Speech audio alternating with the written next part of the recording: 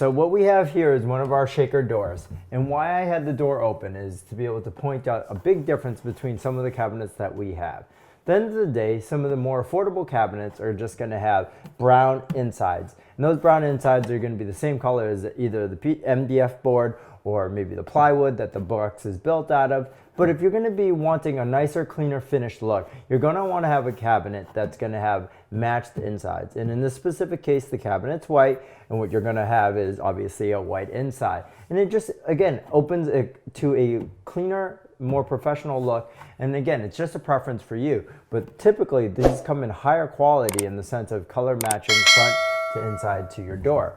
So if you or anyone else you know is looking to design or have a new kitchen purchased, please think of the Kitchen and Bath Consultants.